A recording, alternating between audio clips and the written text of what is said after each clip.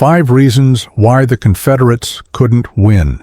What if the Confederate Army's defeat at Gettysburg wasn't just a matter of Union strength, but a cascade of avoidable errors?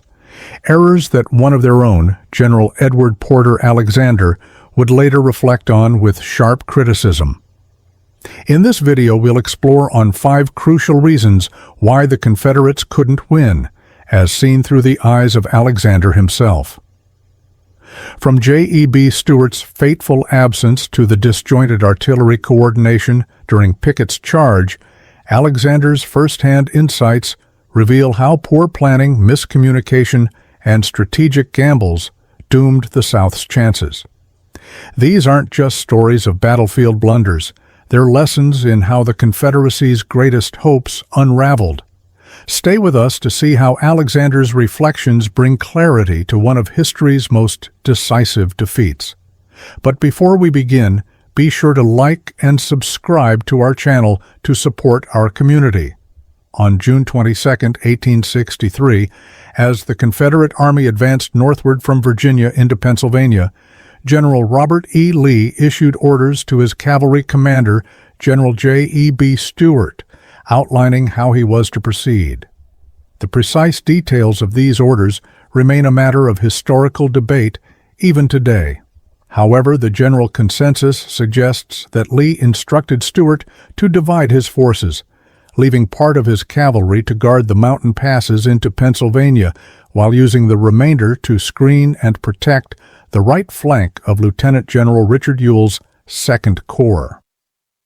In an apparent attempt to capture supplies and disrupt Union operations, Stewart made a controversial decision to move his forces farther east than Lee may have intended. This maneuver allowed the Federal Army to position itself between Stewart's cavalry and the main Confederate force. Consequently, Stewart was forced to ride farther north than originally planned, delaying his return to Lee's army until late on July 2, 1863. This delay left General Lee without a significant portion of his cavalry during the critical first 2 days of the Battle of Gettysburg. The absence of Stewart's cavalry proved to be a severe disadvantage for Lee. Without his cavalry, which served as the eyes and ears of the army, Lee lacked essential reconnaissance and intelligence regarding Union troop movements and positions. This lack of information left him operating in near blindness during a pivotal moment in the campaign. As a result, Lee's ability to make informed strategic decisions was significantly impaired. Reflecting on this episode, Confederate artillery officer Edward Porter Alexander criticized Stewart's actions as a strategic misstep. He remarked that separating the cavalry from the main army violated basic principles of warfare, which emphasized keeping forces within close reach and mutual support. Alexander argued that such raids were unlikely to yield meaningful results on the battlefield and instead introduced unnecessary risks. In his view, maintaining cohesion and concentrating strength should have been prioritized over speculative maneuvers. Alexander further speculated that if Stewart had been present at the outset of the battle, it might have altered its outcome. He believed that having all available forces in hand at the beginning could have created opportunities to achieve a different result. By allowing Stewart's cavalry to become detached from the infantry, Lee had taken an avoidable risk, one that ultimately weakened his position at Gettysburg. In hindsight, many historians agree with Alexander's assessment that Stewart's absence was a significant factor in shaping the course of events at Gettysburg. Whether due to Stewart's decision-making or Lee's ambiguous instructions, this episode underscores how critical miscommunications and strategic errors can influence the outcome of a campaign.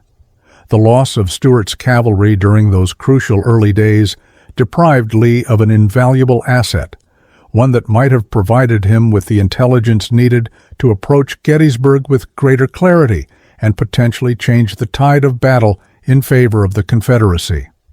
On June 30, 1863, a brigade from General Harry Heth's division was sent to Gettysburg with a straightforward mission to secure a supply of shoes for the Confederate troops. At the time, it was believed that General George Meade and the Federal Army were positioned 15 to 20 miles south of the town, so no significant resistance was expected.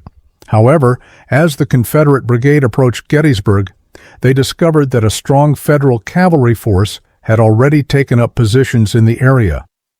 Despite this discovery, the Confederate troops refrained from attempting to dislodge the Union cavalry immediately. Instead, Heth decided to return early the next morning, July 1st, with his full division, supported by Dorsey Pender's division, held in reserve. By the time Heth and Pender's combined force of approximately 12,000 men reached Gettysburg's outskirts, they were met by General John Buford's Federal Cavalry Division. Buford's force numbered around 3,000 men, significantly smaller than Heth's, but they were strategically positioned and well prepared. Buford's enough for reinforcements from the Union Army to arrive. These reinforcements included the 1st and 11th Corps of the Army of the Potomac, which brought the Federal strength to an overwhelming 23,000 soldiers. Heth and Pender now faced a daunting numerical disadvantage as they engaged with this much larger Union force. Reflecting on this encounter later, Confederate artillery officer Edward Porter Alexander highlighted how critical missteps compounded the challenges faced by Heth and Pender. Alexander argued that the absence of General J.E.B. Stewart's cavalry played a pivotal role in these events. Stewart's cavalry typically provided vital reconnaissance, offering intelligence on enemy positions and movements. Without Stewart's presence, General Robert E. Lee lacked crucial information about Union troop locations and strength. Alexander suggested that if Stewart had been available to supply this intelligence, Lee would likely have avoided allowing two divisions to stumble into an engagement with two Union corps and a division of cavalry. Alexander also criticized the lack of caution exercised during Heth's march to Gettysburg. He compared this oversight to an order given later that same day to General Richard Ewell regarding Cemetery Hill. Ewell was instructed to occupy Cemetery Hill, but was explicitly cautioned not to provoke a general engagement unless circumstances were favorable. Alexander believed that similar caution should have been applied when authorizing Heth's mission to Gettysburg. He explained that such warnings are often issued in military operations to prevent unnecessary risks and preserve an army's energy for decisive moments, rather than expending it on secondary objectives. The consequences of this tactical error were severe for Heth and Pender's divisions. Alexander described how Heth's two leading brigades suffered devastating losses during their initial engagement with Union forces.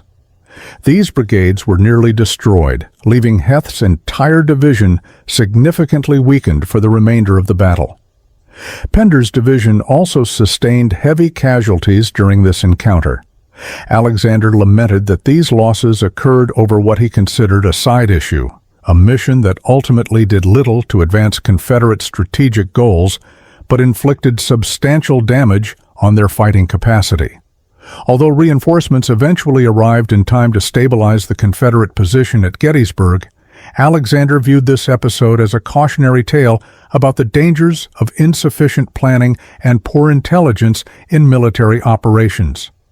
The damage sustained by Heth and Pender's divisions not only weakened their effectiveness during subsequent phases of the battle, but also underscored how critical it is to exercise caution and prioritize strategic objectives over secondary concerns. After the first day of the Battle of Gettysburg, the Federal Army, led by General George Meade, secured a strong defensive position on Cemetery Hill. This high ground gave the Union troops a significant advantage, allowing them to fortify their lines and prepare for any Confederate attacks. On the other side, General Richard Ewell of the Confederate Second Corps faced a critical decision: whether to continue the offensive on July 2nd or fall back to Seminary Ridge and adopt a defensive stance, waiting for Meade to make the first move. Edward Porter Alexander, a Confederate artillery officer, later reflected on the situation and noted that while the Confederate position after the first day was strong, it was not as advantageous as that of the Federals. He believed their position was no bad one, and argued that it could not have been successfully assaulted by Union forces. Alexander felt that the responsibility for launching an attack rested with Meade, as public opinion would likely have pushed him to take aggressive action. However, General Robert E. Lee thought differently. According to his battle reports, Lee decided to attack because he believed his army was too far from its supply base to sustain a prolonged campaign. Alexander disagreed with this reasoning. He pointed out that the Confederate Army remained at Gettysburg for 4 days and later managed to forage for supplies when stalled at the Potomac River for over a week. This, he argued, showed that Lee's concerns about logistics were overstated. Alexander believed there was no pressing need for Lee to attack, and that taking a defensive approach on July 2nd would have been a better strategy. In Alexander's opinion, it was entirely possible for the Confederates to hold their ground defensively on July 2nd without launching an assault on Meade's well-fortified position.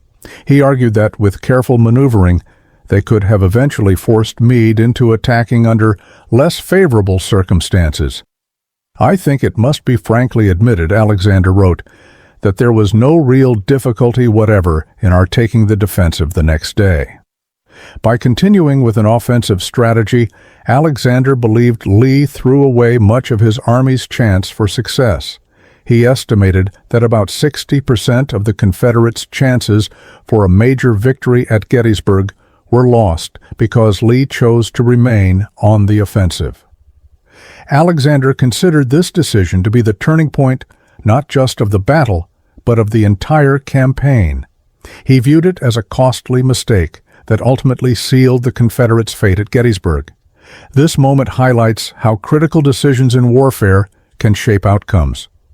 While Lee's confidence in his army drove his aggressive tactics, Alexander's reflection suggests that a more cautious approach might have preserved Confederate strength and changed the course of one of the Civil War's most decisive battles.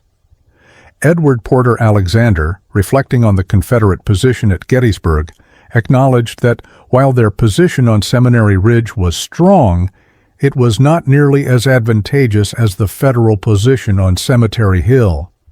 He described the Union's defensive setup as unique among all the battlefields of the war, estimating that it added 50% to their already superior numbers and firepower. The Union Army, with approximately 94,000 troops compared to the Confederate Army's 72,000, also held a significant advantage in artillery, both in terms of quantity and quality. Alexander believed that these factors, combined with the physical strength of the Union's high-ground position, made their defenses nearly unassailable. Observing the Union's fortifications and their control of the high ground, Alexander was critical of how little consideration this was given in the Confederate battle plan for July 2nd. He noted that there was no systematic examination of the Federal position, nor were any preparations made during the night to address these challenges. He even suggested that no proper reconnaissance of the Union defenses had been conducted. In his view, this lack of planning left General George Meade and his forces in an ideal situation to strengthen their defenses further. Alexander exclaimed that, verily, that night it was pie for Meade, highlighting how much easier Confederate missteps had made things for the Union commander. Alexander also commented on Ewell's corps and its positioning during the battle. After being ordered to move from its original location, northeast of Gettysburg, to a position closer to town, Ewell petitioned General Robert E. Lee to occupy nearby high ground, likely Culp's Hill, which he believed could be taken. Alexander noted that Lee consented to this move, but emphasized that Ewell ultimately failed to secure the position.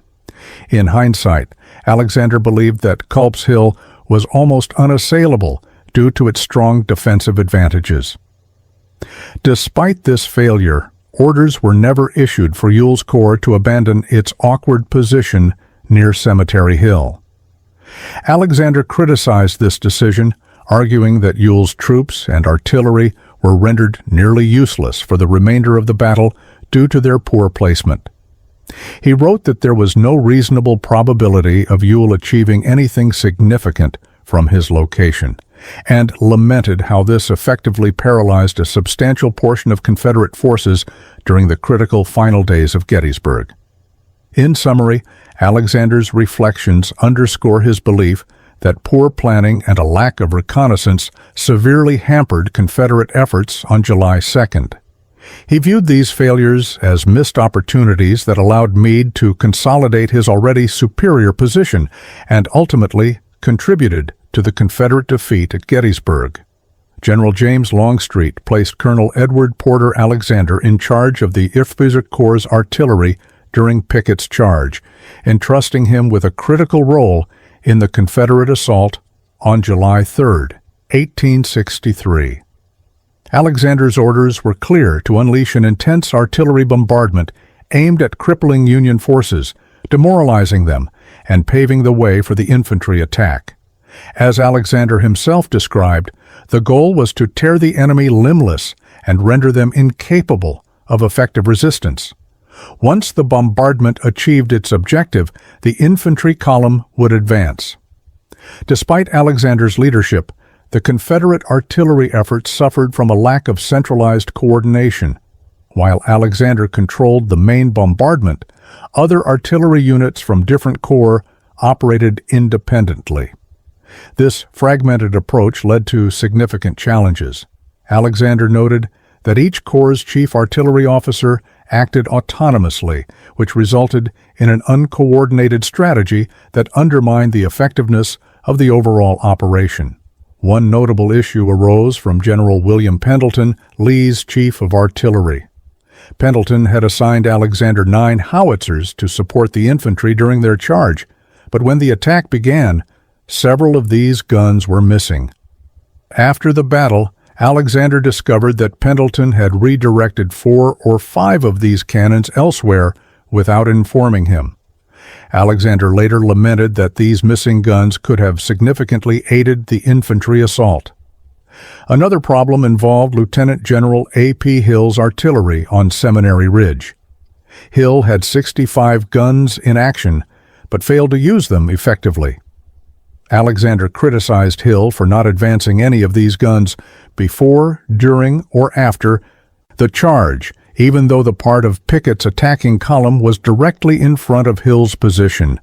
Additionally, Hill's artillery had wasted valuable ammunition earlier in a morning duel with Union forces that yielded no tangible advantage. Alexander reserved his harshest critique for Lieutenant General Richard Ewell's corps. The Confederate battle line at Gettysburg formed an exterior arc around the Union's interior fishhook-shaped position. While this configuration presented disadvantages for the Confederates, it also offered one significant opportunity, the chance to enfilade parts of the Union line with flanking fire. However, Ewell's artillery failed to exploit this advantage. Alexander observed that Ewell's guns could have inflicted severe damage on Union positions if properly utilized, but lamented that only one of Ewell's 5 battalions participated in the bombardment. Alexander attributed these failures to a lack of centralized artillery command within the Confederate Army. He argued that an effective chief of artillery should have surveyed the entire battlefield and coordinated efforts across all corps to maximize their firepower. Instead, Pendleton's ineffective leadership left each corps operating in isolation, resulting in missed opportunities and diminished effectiveness. Alexander believed this disjointed approach cost the Confederates a rare chance for success during Pickett's charge. In summing up his frustrations, Alexander criticized both the planning and execution of the Confederate artillery effort. He noted that poor coordination and inadequate preparation allowed Union forces under Major General Henry Hunt to withstand the bombardment and prepare for the infantry assault with minimal disruption. Ultimately, these shortcomings contributed significantly to the failure of Pickett's charge and marked a turning point in the Battle of Gettysburg, and perhaps even in the Civil War itself. And there you have it, 5 reasons as laid bare by General Edward Porter Alexander why the Confederates couldn't win at Gettysburg. Through his sharp critiques, we see not just the cracks in Confederate strategy, but the weight of decisions that shaped the outcome of the Civil War itself. Alexander's reflections remind us that history isn't just about battles, it's about choices, risks, and their consequences. But here's the question. Do you agree with Alexander's assessments? Was Lee's offensive strategy doomed from the start, or could a different set of decisions have turned the tide? Let us know your thoughts in the comments below. Could Gettysburg have ended differently, or was the Confederacy always fighting a losing battle? Thanks for watching. Please like, share, and subscribe to our YouTube channel for more interesting histories.